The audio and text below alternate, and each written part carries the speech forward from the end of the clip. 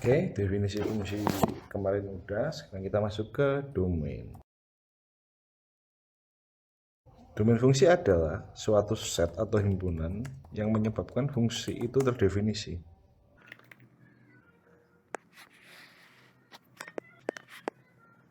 Langsung contoh biar gampang, misalkan saya punya fungsi X sama dengan 3X. Kita pakai diagram kartesian ini, Y adalah fungsi X dan domainnya adalah X. Seperti yang telah kita jelaskan tadi, yaitu domain fungsi fx adalah X yang menyebabkan fx tersebut menjadi terdefinisi. Pada fungsi ini, fx sama dengan 3x. Kita tahu domainnya adalah X, semua X elemen real. Kenapa? Karena semua X dipetakan menjadi 3X dan semuanya menjadi terdefinisi. Misalkan kita punya X-nya sama dengan 1, nanti fx-nya adalah 3, X-nya sama dengan min 2, fx-nya adalah min 6. Semua X menjadikan fx terdefinisi. Beda kalau kita punya misalkan ini. Apakah terdefinisi untuk semua nilai X? Enggak, kenapa? Karena ketika kita kasih X-nya sama dengan 0, maka fungsi fx ini tidak terdefinisi. Oleh sebab itu, kita bisa bilang bahwa domain dari fungsi fx sama dengan 1 per x adalah X elemen real atau semua X di mana X tidak boleh sama dengan 0. Gitu ya basic berpikirnya. Oke, kita lanjut untuk fungsi-fungsi yang lebih kompleks. Mari kita coba. Misalkan kali ini saya punya fx sama dengan akar x.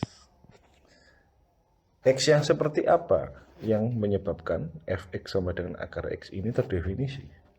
Kalau saya kasih nilai positif, saya kasih x-nya misalkan 10, kita punya akar 10. Apakah fx sama dengan akar 10 terdefinisi? Terdefinisi. Misalkan kita kasih 0, akar 0 berapa sih akar 0? Akar 0 ya 0. Terdefinisi nggak? Terdefinisi. Beda, tetap beda ketika saya kasih angkanya negatif.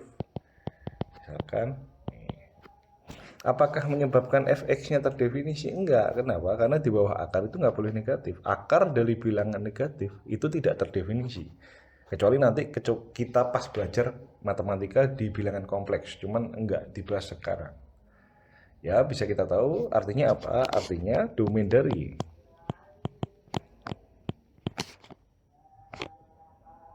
fx sama dengan akar x adalah x lebih dari sama dengan 0. Itu bisa dipahami? Oke, lanjut lebih kompleks lagi. Misalkan kayak gini. Sama nggak? Beda.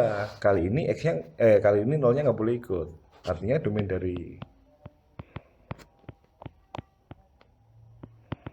fx sama dengan 1 per akar x adalah x lebih dari 0. Kenapa 0-nya nggak boleh ikut? Karena 1 per 0 itu tidak terdefinisi. Gitu bisa diterima? Oke, kalau mau lebih seru lagi, misalkan saya kasih fungsi logaritma x. Kebayang gimana kerjainnya? Log x itu secara resmi dituliskan sebagai log x bilangan pokok 10. 10-nya ini bilangan pokok. Nah, kita nyebutnya sih gampang aja, 10 log x. Artinya kalau pakai bahasa Indonesia atau pakai bahasa yang sederhana, ini log x bilangan pokok 10 artinya adalah 10 pangkat berapa sih supaya jadi x? Lebih gampang kan dicerna. So misalkan saya punya 10 log 100. Ini sama aja bilangnya gini, 10 pangkat berapa supaya bisa jadi 100? 2 jawabannya. Gampang kan ya? Oke, balik ke fungsi kita. Oke, log x. Domainnya berapa? Boleh nggak ditulis kayak gini? Misalkan x-nya 0, boleh nggak? 10 pangkat berapa supaya jadi 0? Ada? Nggak ada. Tidak terdefinisi.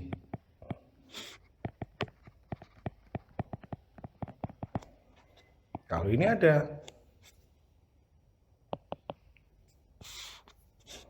10 pangkat berapa sih supaya jadi 1/10? Ada, jawabannya min 1. Atau 10 pangkat berapa sih supaya jadi 1/100? Ada min 2. Ini minusnya makin gede. Misalkan kayak gini. Min 6. Ya, tapi kalau 0 nggak ada, tidak terdefinisi. Karena 10 mau pangkat berapa supaya jadi 0, nggak ada. Oke, bisa diterima. Jawabannya apa dong kalau gitu? Kalau kita punya fungsi X sama dengan log X, maka domain dari fungsi tersebut X lebih dari 0. Simply like that. Atau kalau secara grafis, gampangnya gini, kalau kamu punya fungsi log X itu kan kayak gini kan. Nah, jadi di nolnya itu nggak ada. Di area sini tuh, area ini, area sini nggak ada 0. Nggak pernah nyentuh X sama dengan 0, nggak boleh. Atau kalau saya kasih bahasa visual, bahasa grafis, kita menyebutnya sebagai asymptote. Jadi itu pembahasan yang lain, tapi yang kita tahu adalah ketika kita punya fungsi X sama dengan log X, maka kita punya domainnya adalah X lebih dari 0.